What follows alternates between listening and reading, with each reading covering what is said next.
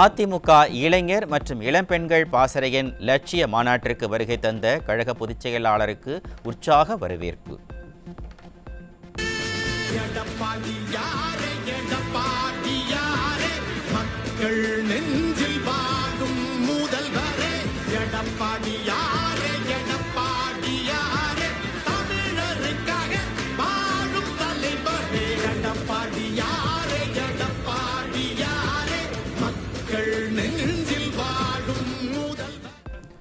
மாநாட்டில் பாசறை கீதம் வெளியிடப்பட்டு தமிழகத்தை சீரழித்து வரும் திமுக அரசை விரட்டியடிக்க அதிமுக சார்பில் உறுதிமொழி ஏற்பு.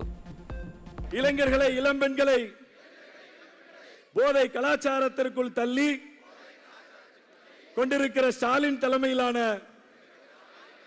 காட்டாட்சி தர்பாருக்கு முடிவு கட்டி மக்கள் நலத்தை பேணுகிற புரட்சி தமிழர் அண்ணன் எடப்பாடியார் அவர்களை அரசு அமைப்பதற்கு நம்முடைய முழுமையான உழைப்பை கொடுப்போம்.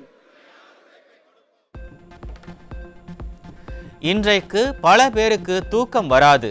கோட்டையில் இருப்பவர்களை வீட்டிற்கு அனுப்புகிற கூட்டம் அதிமுக. தீய சக்தி திமுகவை வீழ்த்த புரட்சி தலைவர் எம்ஜிஆரால் தொடங்கப்பட்ட கட்சி அதிமுக என கழக பொதுச் செயலாளர் எடப்பாடி கே பழனிசாமி பேச்சு. கோட்டையிலே இருக்கின்றவரை வீட்டுக்கு அனுப்புகின்ற கூட்டம் இந்த கூட்டம்.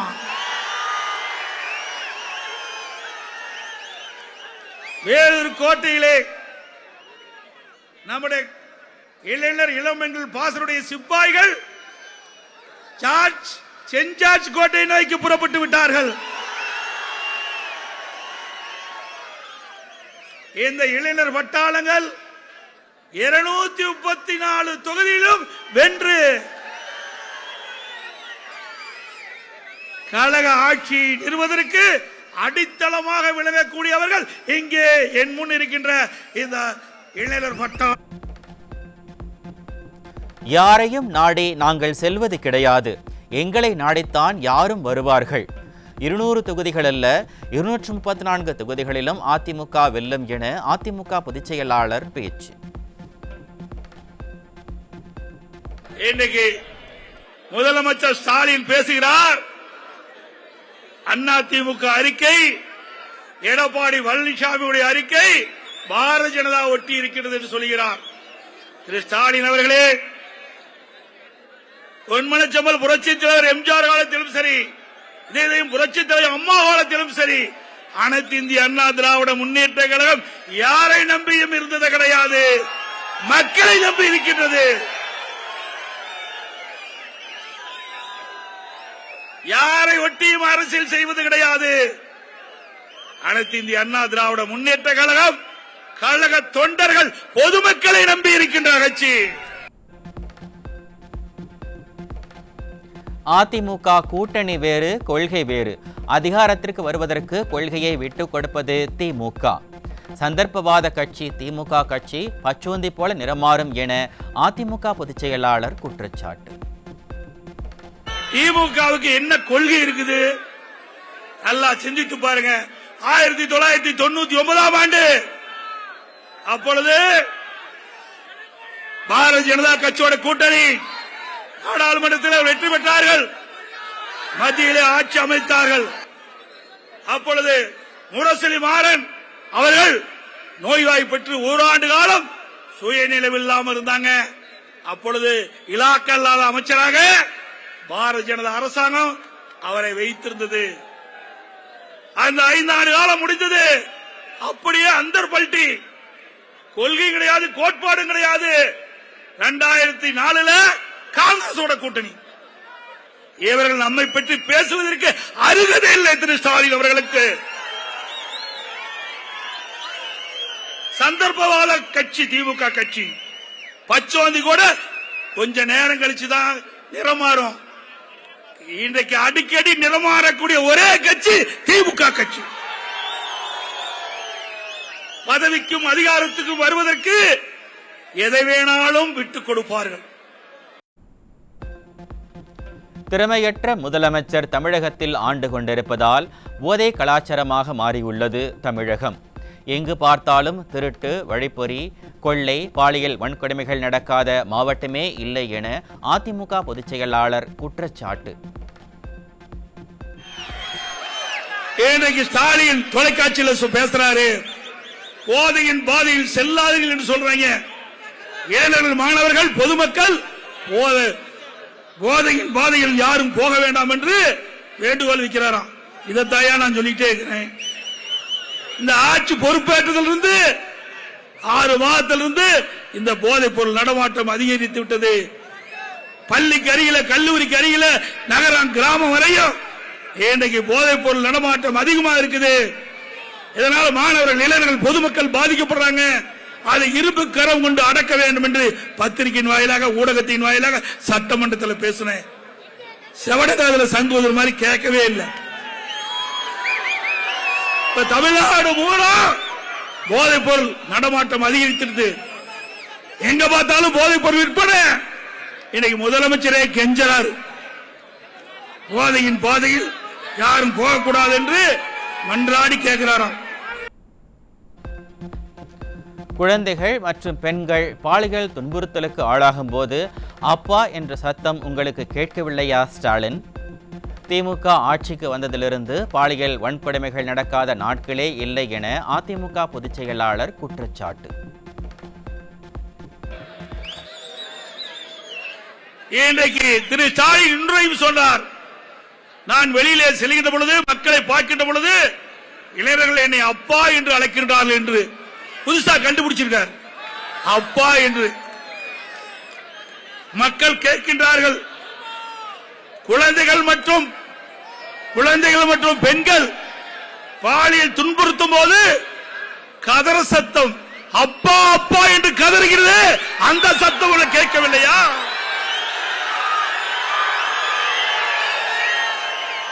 மூன்று வயது சிறுமியில் இருந்து பள்ளியிலே படிக்கின்ற சிறுமி வரை பாலியல் வன்கொடுமைக்கு ஆளாகின்ற பொழுது கதறுகின்ற சத்தம் திரு ஸ்டாலினுக்கு கேட்கவில்லை. அப்பா அப்பா என்று கதறுகிறது. அந்த கதருக்கு என்ன பதில் சொல்கிறீர்கள்?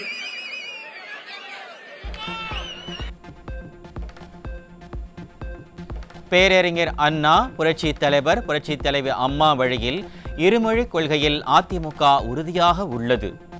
மும்மொழி கொள்கையை ஏற்றால்தான் நிதி அளிப்போம் என மத்திய அரசு கூறுவது சரியல்ல என அதிமுக பொதுச் செயலாளர் பேச்சு.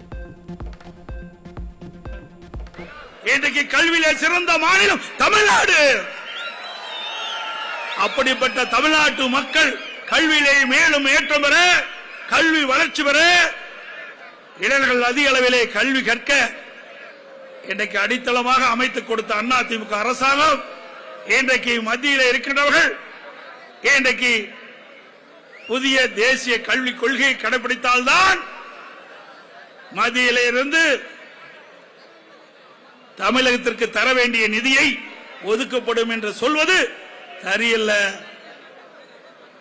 மும்மொழி கொள்கையை ஏற்க வேண்டும் என்று கேட்பது, நிர்பந்தப்படுத்துவது சரியல்ல. மத்திய அரசாங்கம் வேறு அண்ணா அவர்களும், பொன்மனச்செம்மல் புரட்சி தலைவர் எம்ஜிஆர் அவர்களும், இதையும் புரட்சி தலைவி அம்மா அவர்களும் எதை கடைபிடித்தார்களோ அதை அம்மாவுடைய அரசும் கடைபிடித்தது. இப்பொழுது அண்ணா திமுகவும் கடைபிடிக்கிறது. தமிழகத்தை பொறுத்தவரைக்கும் இருமொழி கொள்கைதான் கடைபிடிக்கும். எந்த மாற்றமும் கிடையாது. டெல்லி ரயில் நிலையத்தில் ஏற்பட்ட கூட்ட நெரிசலில் சிக்கி 18 பயணிகள் உயிரிழப்பு. உயிரிழந்தோர் குடும்பத்தினருக்கு அதிமுக பொதுச் செயலாளர் எடப்பாடி கே பழனிசாமி ஆழ்ந்த இரங்கல்.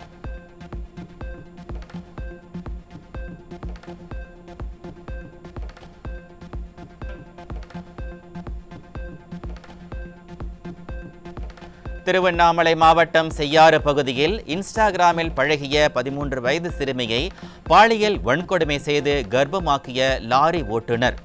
திராவிட மாடல் ஆட்சியில் சிறுமிகளுக்கு எதிரான பாலியல் அத்துமீறல்கள் அதிகரித்து வரும் நிலையில் கையாளாகாத ஸ்டாலின் அரசு வெற்று வாய்சவடால் மட்டுமே பேசி வருவதாக பெற்றோர் ஆத்திரம்.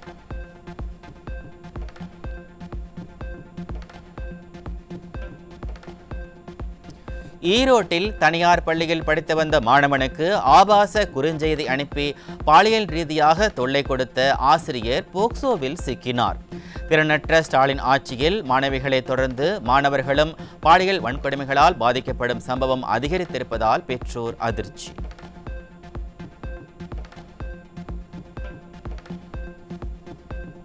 தமிழ்நாட்டில் கடந்த 2023ஆம் ஆண்டில் 4470 போக்சோ வழக்குகள் பதிவான நிலையில் 2024ஆம் ஆண்டில் மட்டும் 6920ஆக உயர்ந்திருப்பதாக அதிர்ச்சி தகவல்.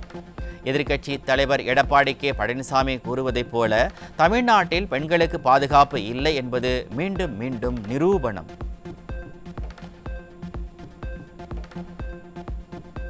தஞ்சை மாவட்டம் கும்பகோணம் பகுதியில் கணவருடன் ஏற்பட்ட தகராறில் குழவைக்கல்லால் அடித்து கொலை செய்த மனைவி. வேறொரு பெண்ணுடன் திருமணத்தை மீறிய உறவில் இருந்ததால் ஆத்திரம்.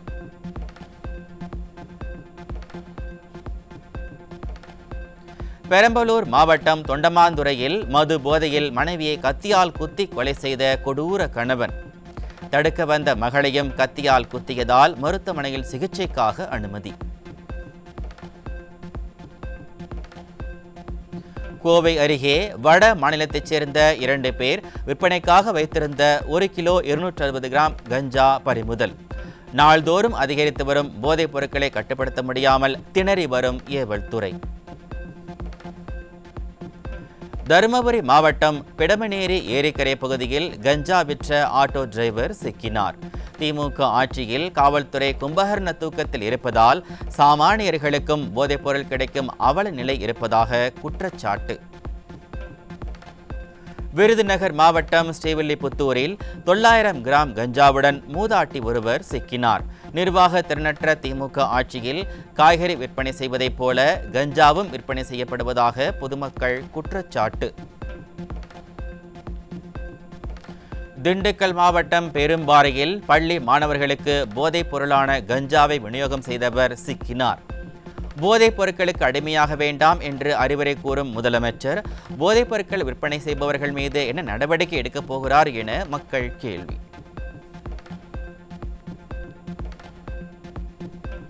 விழுப்புரம் மாவட்டம் விக்கிரவாண்டி பகுதியில் கஞ்சா வைத்திருந்த 2 கல்லூரி மாணவர்கள் உட்பட 3 பேர் பிடிபட்டனர். பள்ளி கல்லூரி மாணவர்களை குறிவைத்து கஞ்சா விற்பனை அதிகரித்திருக்கும் நிலையில் விளம்பர மாடல் ஸ்டாலின் அரசு போதைப் பொருட்கள் புழக்கத்தை தடுக்க திறனற்று இருப்பதாக மக்கள் விமர்சனம். தென்காசி மாவட்டம் செங்கோட்டை அருகே காரில் கடத்தப்பட்ட 2 கிலோ கஞ்சா சிக்கியது. தமிழகத்தில் திமுக ஆட்சியில் கஞ்சா புழக்கம் தொடர்ந்து அதிகரித்து வருவதை வேடிக்கை பார்த்து கொண்டிருக்கிறதா ஏவல்துறை என மக்கள் கேள்வி.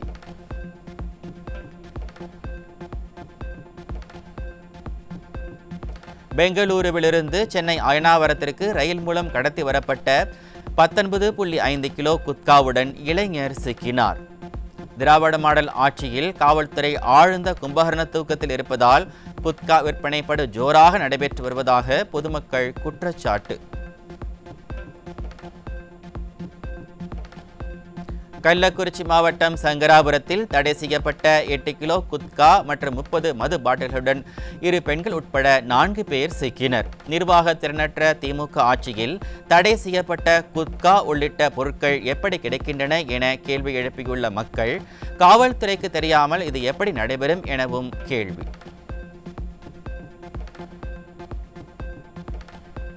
கடலூர் மாவட்டம் பன்ருட்டியில் விற்பனைக்காக பதுக்கி வைத்திருந்த 50,000 ரூபாய் மதிப்புடைய குட்கா பொருட்களுடன் அண்ணன் தம்பி சிக்கினர்.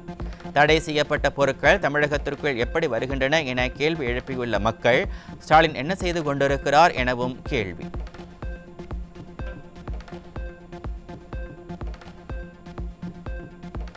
திருவண்ணாமலை மாவட்டம் செய்யாறு அருகே மேல்மா சிப்காட் விவகாரத்தில் விவசாய நிலத்தை தரிசு நிலம் என பொய்யான தகவலை கூறிய திமுக எம்எல்ஏ ஜோதி எம்பி தரணிவேந்தனின் உருவ பொம்மையை எரித்து விவசாயிகள் போராட்டம்.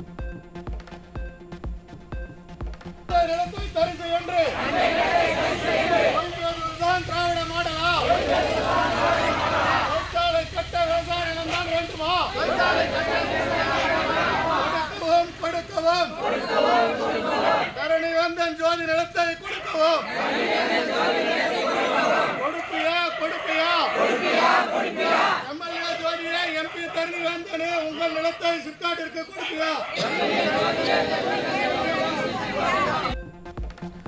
போராட்டத்தில் ஈடுபட்ட பெண்களின் கையை பிடித்து இழுத்தும் செல்போன்களை உடைத்தும் விடியா அரசின் ஏவல் துறையினர் அராஜகத்தில் ஈடுபட்டதாக பெண்கள் வேதனை. அவங்க சிப்கார்டு கட்டுறாங்கன்னா அவங்க நிலத்தை வச்சு கொடுத்து கட்டிக்கிட்டோம் போட்டோம் வரட்டும், அது நாங்க கேட்கறது எங்களுக்கு உரிமை கிடையாது. என்னோட நிலத்தை எடுக்கிறாங்கன்னா நான் கேள்வி கேட்கதான் செய்வேன். அதை தவிர இந்த காவல்துறை இவ்வளவு பேர் எதுக்கு வந்திருக்காங்க? காவல்துறைனா எதுக்கு? மக்களை முதல்ல பாதுகாக்கிறதுக்கு தான். வந்து பொம்பளை கையில முடிச்சு எடுக்கிறாங்க. கேட்டா அவங்க சட்டத்துல இருக்குதா? எந்த சட்டத்துல இருக்குது? அப்படியே எனக்கு தெரியவே இல்லை. இது எதனா தெரிஞ்சிருந்தா நீங்களாச்சும் கொஞ்சம் சொல்லுங்க. எந்த சட்டத்துல இப்படி காவல்துறை வந்து பெண்கள் மேல கை வச்சு இழுக்கலாம்? போனை பிடிச்சி உடச்சிட்டு காசு கேட்டா கொடுக்க மாட்டேன்னு சொல்லிட்டு போறேன். நாளைக்கு வந்து பாத்துக்கிறேன். இதெல்லாம் வந்து எப்படின்னா அவங்க ஆட்சி அதிகாரம் அவங்க கையில இருந்து திமிர்ல ஆடுறாங்க. அந்த திமிரை வந்து விவசாயிகள் ஒண்ணுமே பண்ணாது இருக்கிற எங்க மேல காட்டக்கூடாது. சொல்லிட்டு அவங்க பாட்டு போயினே இருக்கிறாங்க. எங்களுக்கு பதில் யார் சொல்றது? இதே மாதிரி கோஷம் போட்டுன்னு இருப்பேன், இதே மாதிரி வந்து பண்ணினே இருப்பாங்க. கேட்டா போலீஸை வச்சு எங்களை வழி மறிச்சு அதனா ஒண்ணு பண்ணிடுறது. கேட்டா நான் அரெஸ்ட் பண்ணிடுவேன், ரிமாண்ட் பண்றேன் அப்படின்னு சொல்றாங்க. இதுதான் ஒரு திமுக ஆட்சினா ரொம்ப கேவலமா இருக்குது. நாங்க என்ன சொல்றோம்னா எங்க நிலத்தை எங்களுக்கு கொடுக்கறதுக்கு விருப்பம் கிடையாது. எங்க நிலத்தை நீங்க சர்வே எடுக்க வரீங்கன்னா முதல்ல எங்களுக்கு தகவல் கொடுங்க. தகவல் கொடுக்காம திருட்டுத்தனமா வந்தா என் பொருள் எதனா ஒன்று காணாம போச்சுன்னா சொல்லதானே செய்வாங்க. திருட்டு ஏதோ ஒன்று திருடுறதுக்காக வந்தாங்கன்னு சொல்லிட்டு இப்ப நாங்க அப்படிதான் சொல்லுவோமே. எம்எல்ஏ ஜோதியும் எம்பி தரணி வேந்தனும் அவங்க நிலத்தை கொடுக்கறதுக்கு அவங்க தாராளமா இருந்தா கொடுக்கட்டும், சிப்காட்டுக்கு கட்டட்டும், நாங்க வேணான்னு சொல்லல. திருப்பதியிலிருந்து சென்னைக்கு வந்த அரசு பேருந்து திருவள்ளூர் மாவட்ட ஆட்சியர் அலுவலகம் அருகே பாதி வழியில் பழுதடைந்து நின்றதால் பயணிகள் அவதி. எழுதாத பேனாவுக்கு சிலை போன்ற தேவையற்ற திட்டங்களுக்கு நிதி ஒதுக்குவதை கைவிட்டு மக்களுக்கு பயனுள்ள வகையில் புதிய பேருந்துகளை வாங்க வேண்டும் என திராவிட மாடல் அரசுக்கு மக்கள் வலியுறுத்தல்.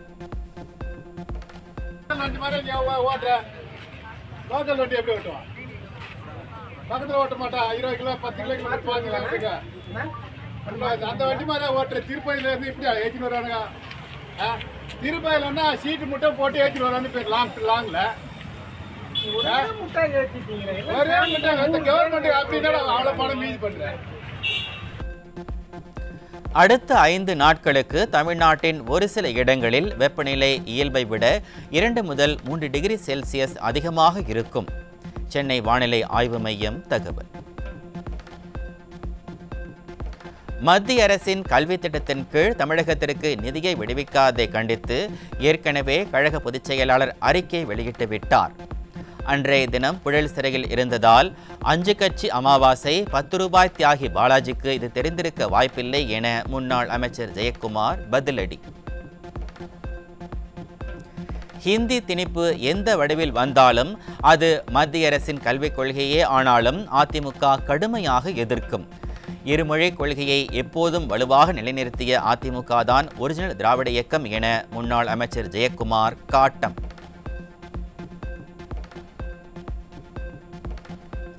சென்னையில் திமுக அமைச்சர்கள் முதல் மேயர் வரை கிரிக்கெட் விளையாடிக் கொண்டிருந்ததால் பொதுமக்கள் கொந்தளிப்பு.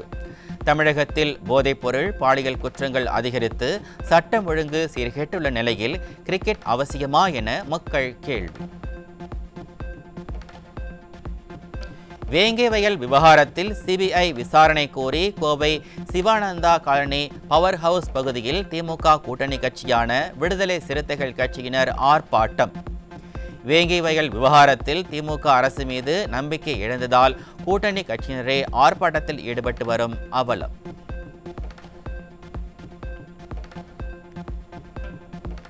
டூ ஊழல் புகாரில் மேல்முறையீட்டு வழக்கின் விசாரணையை வேகப்படுத்த வேண்டும் என்றும் விசாரணைக்கு அதிக அளவிலான நாட்களை ஒதுக்க வேண்டும் எனவும் டெல்லி உயர்நீதிமன்றத்தில் சிபிஐ வாதம். மார்ச் 18ஆம் தேதி முதல் விசாரணை தினமும் எடுத்துக்கொள்ளப்படும் என நீதிபதி மகாஜன் அறிவிப்பு.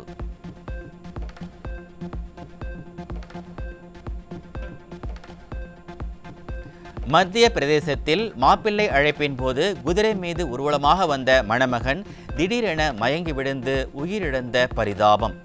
மணமகன் உயிரிழந்ததால் துக்க வீடாக மாறிய திருமண வீடு. டெல்லி தேர்தல் முடிவுகள் வெளியாகி ஒரு வாரமாகியும் முதலமைச்சரை தேர்வு செய்ய முடியாமல் திணறும் மைனாரிட்டி பாஜக அரசு. ஒரு மாநிலத்தை நிர்வகிக்க கூட திறமையான முதலமைச்சர் பாஜகவில் இல்லையா என மக்கள் கேள்வி. தலைநகர் டெல்லியில் அதிகாலையில் ஏற்பட்ட நிலநடுக்கத்தால் பொதுமக்கள் அதிர்ச்சி. நிலநடுக்கம் ரிக்டர் அளவுகோலில் 4ஆக பதிவான நிலையில் வீதிகளில் தஞ்சமடைந்த மக்கள்.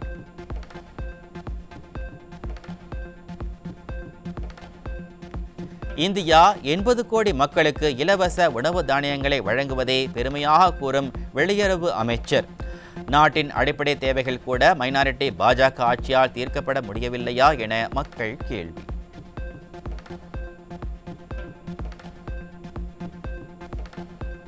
அமெரிக்காவில் சட்டவிரோதமாக குடியேறிய மேலும் 119 இந்தியர்கள் மீண்டும் கைவிலங்கு போடப்பட்டு அழைத்து வரப்பட்ட அவலம். விலங்குகள் போல இந்தியர்களுக்கு விலங்கிட்டு அனுப்பி வைக்கப்படும் சம்பவம் தொடர்ந்து நடைபெற்று வரும் நிலையில் அமெரிக்க அரசை கண்டிக்கக்கூட மைனாரிட்டி பாஜக அரசுக்கும் பிரதமருக்கும் மனமில்லையா என மக்கள் கேள்வி.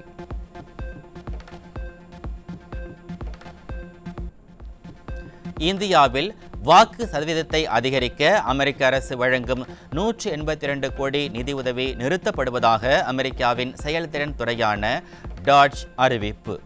வங்கதேசம், நேபாளம், மாலி, தெற்கு ஆப்பிரிக்கா உள்ளிட்ட நாடுகளுக்கும் ஒதுக்கப்பட்ட நிதியையும் தொழிலதிபர் எலான் மஸ்க் தலைமையிலான செயல்திறன் குழு நிறுத்தி வைத்துள்ளது. இனிப்பு சுவையுடன் கூடிய அமெரிக்காவின் போர்பன் விஸ்கிக்கு இறக்குமதி வரியை 50% குறைத்த மைனாரிட்டி பாஜக அரசு. மக்களுக்கான அத்தியாவசிய பொருட்களுக்கு 18 முதல் 28% வரை ஜிஎஸ்டி வரி வசூல் செய்யும் மைனாரிட்டி அரசு வெளிநாட்டிலிருந்து இறக்குமதி செய்யப்படும் மதுபானத்திற்கு மட்டும் வரியை குறைத்திருப்பது நியாயமா என விளம்பர மாடல் பிஜேபி அரசுக்கு மக்கள் கேள்வி. 18வது சீசனுக்கான இந்தியன் பிரீமியர் லீக் கிரிக்கெட் 2025 அட்டவணையை வெளியிட்டது ஐபிஎல் நிர்வாகம். மார்ச் 22ஆம் தேதி தொடங்கும் முதல் போட்டியில் நடப்பு சாம்பியனான கொல்கத்தா அணி பெங்களூரு அணியுடன் மோதுகிறது. சென்னை சேப்பாக்கத்தில் மார்ச் 23ஆம் தேதி நடைபெறும் போட்டியில் மும்பை, சென்னை அணிகள் மோதுகின்றன. மே 21ஆம் தேதி ஹைதராபாத்தில் எலிமினேட்டர் போட்டியும், மே 25ஆம் தேதி இறுதிப் போட்டி கொல்கத்தாவில் நடைபெறும் எனவும் அறிவிப்பு.